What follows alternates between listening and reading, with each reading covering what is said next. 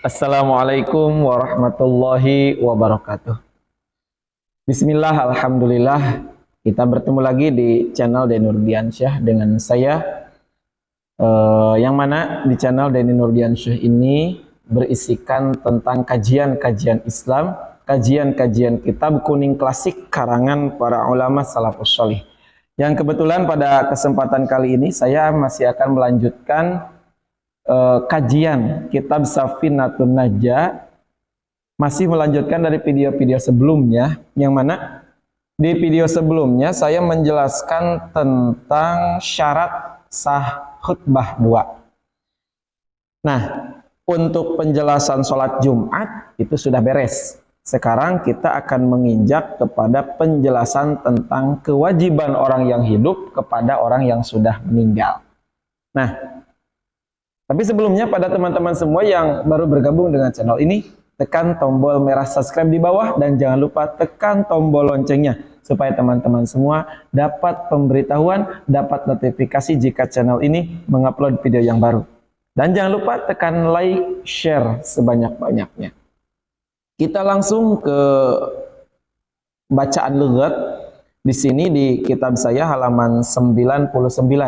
Jika teman-teman ada yang bawa kitab, boleh dibuka kitabnya ya. Bismillahirrahmanirrahim. Faslun, ari ieu eta hiji fasal. Alladzi ari anu yalzamu anu misti itu ladzi lil mayyiti kamayit arba'u khisolin, eta aya opat pirang-pirang bagian. Gosluhu tegesna kahiji ngadusanana mayit, wa takfinuhu jeung kadua mungkus mayit, wassolatu jeung katilu nyolatan alaihi ka mayit, wa dafnuhu jeung kaopat ngubur mayit. Bismillahirrahmanirrahim. Di sini penjelasan sekarang mungkin agak panjang meskipun tadi secara redaksinya pendek. Kenapa?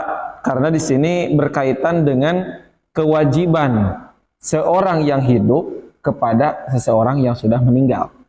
Nah, di sini jika ada seorang anak Adam yang meninggal dunia, otomatis dia menjadi mayit. Nah, orang yang masih hidup kepada orang yang sudah mati tersebut ada 4 kewajiban. Ada 4 kewajiban. Cuma di sini wajibnya wajib kifayah. Jadi kan wajib itu terbagi 2, fardu itu terbagi 2, ada fardu ain, ada fardu kifayah. Kalau fardu ain itu ialah la yasqutul haraju an fi'lil baqi. Tidak tidak jatuh dosa jika dikerjakan hanya dengan beberapa orang. Jadi setiap individu manusia mendapatkan tugas dari sesuatu tugas yang mana tugas tersebut hukumnya fardu ain. Seperti contoh sholat 5 waktu itu tidak boleh diwakilkan ataupun tidak jadi lubar dosa dikarenakan ada seseorang yang mengerjakan.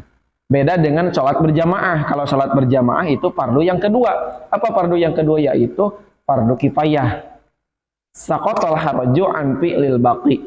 Jadi jatuh dosa, dalam artian jatuh dosa itu lubar dosa, jadi tidak berdosa jika ada yang mengerjakan barang sebagian orang. Nah, di sini dalam hal mengurus mayit pun yang 4 kewajiban tadi hukumnya fardu kifayah. Jadi cukup dikerjakan oleh sebagian orang. Nah, di sini bahasanya begini. Bi fathhi zayyi ay yajibu alal kifayati. Yaitu wajibnya wajib kifayah. Alaman alima bimautihi audzonahu, kepada orang yang tahu kematian orang tersebut ataupun orang yang menyangka bahwa orang tersebut sudah meninggal. Contoh seperti tetangganya ataupun yang ada dalam lingkungan RT-nya. Jadi mereka masyarakat di daerah tersebut wajib mengurus seorang mayit. Ya, wajib mengurus seorang mayit. Di sini ada 4 kewajibannya. Yang pertama adus. Jadi seorang mayit wajib dimandikan. Wajib dimandikan. bagaimana jika mayit tersebut tidak mempunyai mahram? Bagaimana kalau mayit tersebut tidak mempunyai keluarga ataupun orang-orang terdekat yang masih berkaitan nasab? Nah, maka di sini kalau orang tersebut tidak mempunyai siapa-siapa di dunianya, dia sebatang kara terus dia meninggal, tidak ada mahram. Ya, tidak ada mahram. Kalau perempuan tidak ada perempuan lagi, semuanya laki-laki. Kalau di kampung tersebut, dia berarti perempuan terakhir yang meninggal. Nah, contoh itu kan contoh, hanya sekedar contoh. Bagaimana? Maka si mayit tersebut tidak usah diadusi, tidak usah dimandikan, jadi cukup dengan tayamum. Itu pun dengan memakai penghalang. Jadi tayamumnya memakai kain, contoh, ataupun dengan kantong kresek, itu pun tidak jadi masalah. Yang penting dihalangi antara si mayit tersebut dengan yang memandikan, yang mentayamuminya, ya, yang menyucikan si mayit tersebut. Jadi yang pertama harus dimandikan. Jadi kalau mendengar penjelasan tadi, yang memandikan harus mahramnya ataupun orang yang sejenisnya. Kalau mayitnya perempuan, berarti yang memandikannya pun perempuan. Kalau mayitnya laki-laki, ya yang memandikannya pun laki-laki. Ya, itu yang pertama. Yang kedua harus dibungkus. Ya, biasanya kan kita pakai kain kafan. Atau apapun selain kain kafan itu diperbolehkan. Cuma biasanya di kita pakai kain kafan yang berwarna putih. Nah, itu kan disunahkan memakai kain kafan yang berwarna putih. Jikapun tidak ada kain selain yang warna putih, jikapun tidak ada kain warna putih, semuanya berwarna-warni, boleh. Dengan kain apapun itu boleh. Boleh. Cuma yang jadi masalah mungkin kalau terjadi di daerah kita, mungkin jadi obrolan tetangga ya. Ada mayit dibungkus dengan kain, mohon maaf ya, dengan kain yang berbatik ya, ataupun dengan kain yang bercorak TNI. Oh, itu kan mungkin jadi pelecehan mungkin kan. Nah, jadi yang kedua itu harus dibungkus. Jadi si mayit itu harus dibungkus. Nanti bagaimana cara memandikan, bagaimana cara membungkus itu nanti ada di pasal selanjutnya. Yang ketiga harus disolatkan. Jadi si mayit itu harus disolatin. Ya, wajib disolatin si mayit. Yang terakhir harus dikubur. Harus dikubur. Cuma di sini tidak seluruh mayit mempunyai kewajiban yang 4 bagi yang hidup. Di sini ada beberapa mayit yang hanya ada beberapa kewajiban. Contoh, kalau ada kafir dhimmi ataupun orang murtad, maka kafir dhimmi tersebut atau orang murtad tersebut tidak boleh dimandikan dan juga tidak boleh disolati. Kalau tidak boleh dimandikan itu hukumnya, kalaupun mau memandikannya hukumnya jaiz, diperbolehkan. Jadi dalam artian dimandikan ataupun tidak dimandikan tidak jadi masalah. Kalau mayitnya itu kafir dhimmi. Kafir dhimmi itu adalah kafir tapi tidak memusuhi. Nah, kalau untuk disolati itu hukumnya tidak boleh, haram. Wala tajuzu as-sholatu alaihi fa innaha haramun. Nah, jadi tidak boleh seorang kafir dhimmi ataupun seorang mayit murtad tidak boleh disolati, itu hukumnya haram.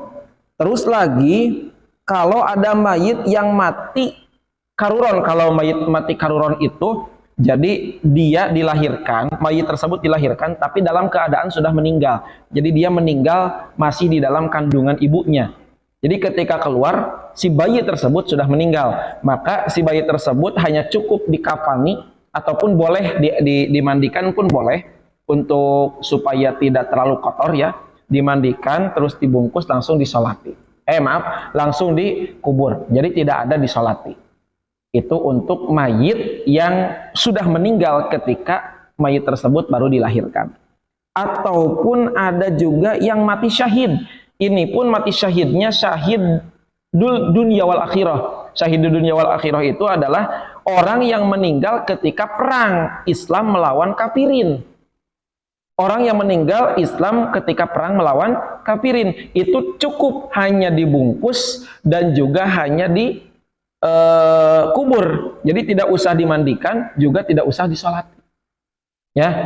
Nah, itu bagaimana kalau dengan syahidul akhirah? Syahidul akhirah itu yang meninggal karena tenggelam, yang meninggal secara mendadak, ataupun yang meninggal dikarenakan sakit perut, ataupun yang meninggal dikarenakan melahirkan, itu disamakan dengan mayit-mayit yang lain, yang mana kewajiban orang yang hidup kepadanya semuanya ada 4. Yang pertama dimandikan, yang kedua dibungkus, yang ketiga disolati, dan yang terakhir harus dikubur.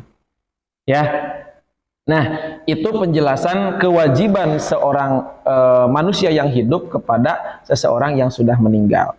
Jadi ada 4, yang pertama dimandikan, yang kedua dibungkus, yang ketiga disolati, yang terakhir yaitu dikubur. Sekian mungkin penjelasan yang bisa saya sampaikan. Jikapun ada pertanyaan ataupun kritik dan saran, boleh ditulis di kolom komentar. Mudah-mudahan saya ada umur bisa menjawab pertanyaan teman-teman semua, pertanyaan sahabat-sahabat semua. Jikapun ada kekurangan atau apapun, mohon maaf yang sebesar-besarnya. Dan sekali lagi pada teman-teman semua yang baru bergabung dengan channel ini, tekan tombol merah subscribe di bawah, dan jangan lupa tekan tombol loncengnya supaya teman-teman semua dapat notifikasi jika channel ini mengupload video yang baru. Dan tekan like, share sebanyak-banyaknya. Mudah-mudahan apa yang tadi saya sampaikan menjadikan ilmu yang bermanfaat bagi kita semua dan bisa menjadi bekal untuk kita menjalani kehidupan di masa yang akan datang. Sekian, wallahu muwaffiq ila aqwamit thoriq. Assalamualaikum warahmatullahi wabarakatuh.